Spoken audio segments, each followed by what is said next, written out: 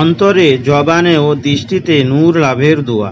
আল্লাহুম্মা আজাল ফি কালবি নুরান ওয়াফি লিসানি নুরান ওয়াফি সামাই নুরান ওয়াফি বাসারি নুরান।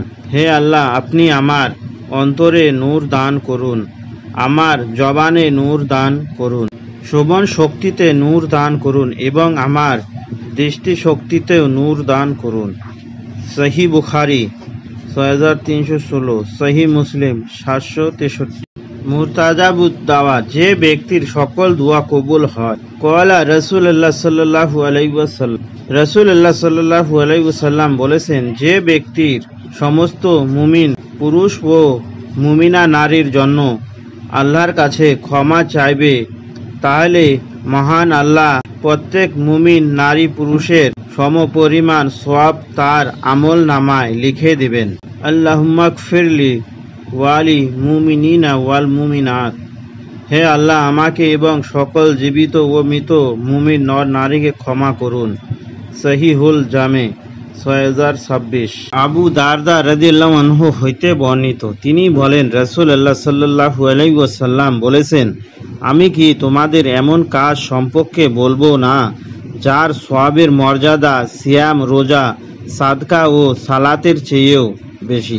আবু দারদা রাদিয়াল্লাহু আনহু বলেন, তখন আমরা বললাম, হ্যাঁ অবশ্যই হে আল্লাহর রাসূল। তিনি বললেন, সে কাজ হলো দুজন মুসলিমের মধ্যে আপোষ করানো। যে ব্যক্তি ঝগড়া ও বিপর্যয় সৃষ্টি করে সে যেন মস্তক মণ্ডনকারী।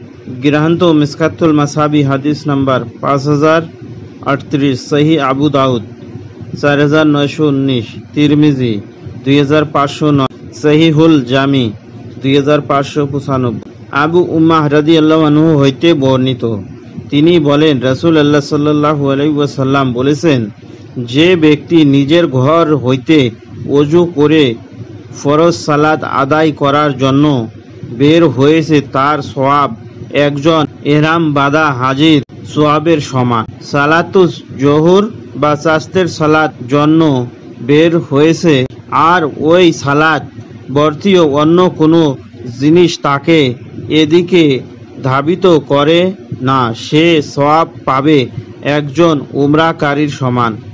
এক সালাতের পর অপর সালাত আদায় করা, যার মাঝখানে কোনো বেহুদা কথা বলেনি, তা ইল্লিনে লেখা হয়ে থাকে, অথচ তার মর্যাদা উচ্চ হবে। গ্রন্থ মিসকাতুল মাসাবি, হাদিস নাম্বার 728, হাসান আবু দাউদ 558, সহি আত তারগিব 320, আহমদ 22304, 22373। অফুরন্ত শান্তি, যে ব্যক্তি অন্যের জন্য দোয়া করে ফেরেশতারা তার জন্য দোয়া করে।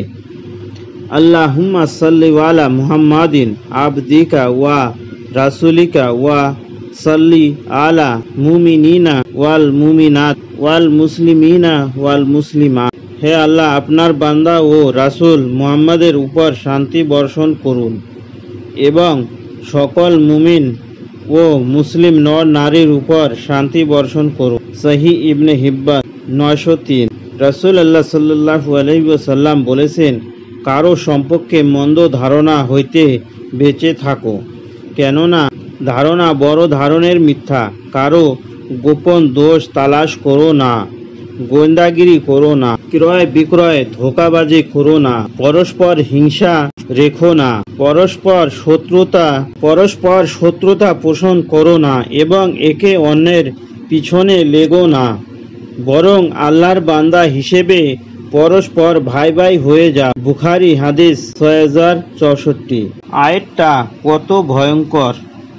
আল্লাহ বলেন, আমি ইচ্ছা করলেই সবাইকে হিদায়াত দান করতে পারতাম, কিন্তু আমার এই কথা অবশ্যই সত্য যে আমি মানুষ এবং জিন দ্বারা জাহান্নাম পূর্ণ করব। সূরা আল সাজদা, আয়াত 93। রাসূলুল্লাহ সাল্লাল্লাহু আলাইহি ওয়াসাল্লাম বলেছেন, যে ব্যক্তি রুকু থেকে মাথা উঠিয়ে বলবে সামি আল্লাহু লিমান হামিদা রব্বানা ওয়া লাকাল হামদ হামদান কাসীরান তাইয়্যিবান মুবারাকান ফি, বলে এর প্রতিদান স্বরূপ মহান আল্লাহ পাক 30 জন ফেরেশতা দ্বারা ওই ব্যক্তির জন্য সওয়াব লেখার প্রতিযোগিতা করা। সহিহ বুখারী 763। গর্ভে সন্তান আসার পরের আমল। 1 মাসে সূরা ইমরান পড়লে সন্তান দামি হয়। 2 মাসে সূরা ইউসুফ পড়লে সন্তান সুন্দর হয়। 3 মাসে সূরা মারিয়াম পড়লে সন্তান হবে সবুরকারী। 4th মাসে সূরা লুকমান পড়লে সন্তান হবে হিকমতওয়ালা। 5 মাসে সূরা মুহাম্মদ পড়লে সন্তান হবে চরিত্রবান।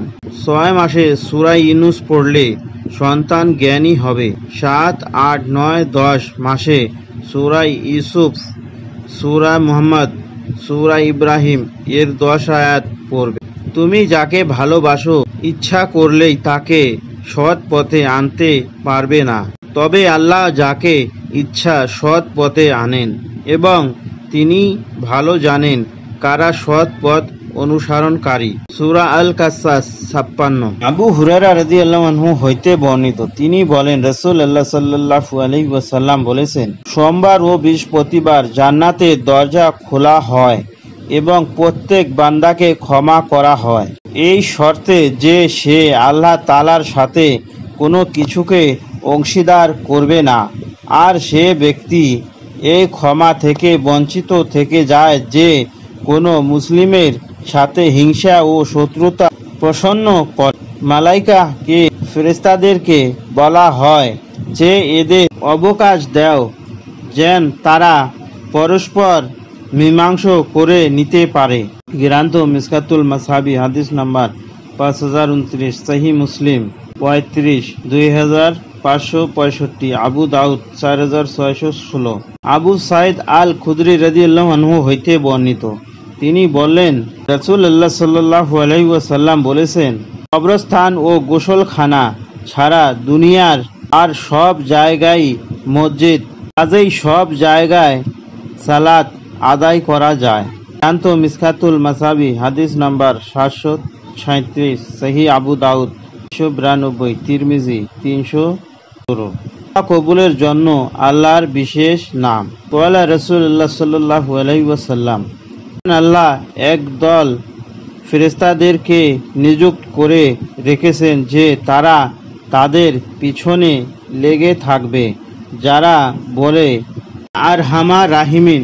যখন কেউ 3 বার বলে, সকল দয়ালুর চেয়ে সবচেয়ে বড় দয়ালুকে যখন তুমি এইভাবে ডাকছো, সে তোমার দিকে খেয়াল দিচ্ছে, এতে তুমি যা খুশি প্রাণ খুলে চাও তিনি তোমাকে দান করবেন।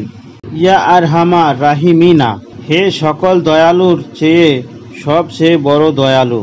মুস্তাদরাক হাকিম 1916, সহিহ।